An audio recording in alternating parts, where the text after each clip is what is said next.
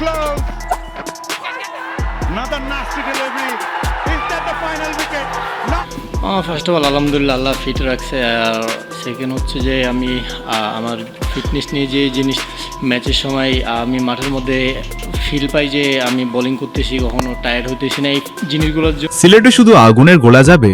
সংবাদ সম্মেলনে পাকিস্তানকে কড়া হুঁশিয়ারি দিয়ে কি বললেন নাহিদ রানা।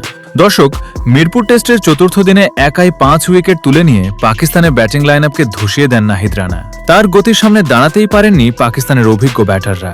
বিশেষ করে মোহাম্মদ রিজওয়ানদের বারবার অস্বস্তিতে ফেলেছেন এই তরুণ টাইগার পেসার। 140 কিলোমিটারের বেশি গতির আগুন ঝরা ডেলিভারি আর ভয়ঙ্কর সুইংয়ে পাকিস্তানি ব্যাটারদের দিশেহারা করে দিয়েছিলেন নাহিদ। আর সেই আত্মবিশ্বাস নিয়েই এবার সিলেট টেস্টের আগে সংবাদ সম্মেলনে কড়া বার্তা দিলেন তিনি। নাহিদ রানা বলেন, সিলেটে শুধু আগুনের গোলা যাবে। আমি চাই শুরু থেকেই পাকিস্তানকে চাপে রাখতে। আমার গতির সামনে কেউ সহজে দাঁড়াতে পারবে না। বাবর আজম, রেজওয়ান সবাইকে কঠিন পরীক্ষার মধ্য দিয়ে যেতে হবে। নাহিদের এই হুঙ্কারে ইতোমধ্যেই উত্তপ্ত হয়ে উঠেছে ক্রিকেট অঙ্গন।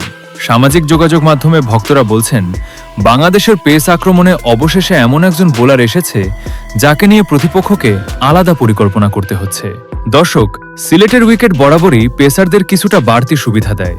আর সেই কন্ডিশনে নাহিদ রানার গতি যদি আগের মতোই ভয়ঙ্কর থাকে, তাহলে পাকিস্তানের ব্যাটারদের জন্য সামনে অপেক্ষা করছে কঠিন সময়। এখন পুরো দেশের চোখ সিলেট টেস্টে। আবারও কি নিজের আগুনঝরা বোলিংয়ে নাহিদ রানা পাকিস্তান শিবিরে তাণ্ডব চালাবেন, নাকি পাল্টা জবাব দেবে Pakistan national cricket team? Cricket প্রেমীরা এখন সেই উত্তরের অপেক্ষায়।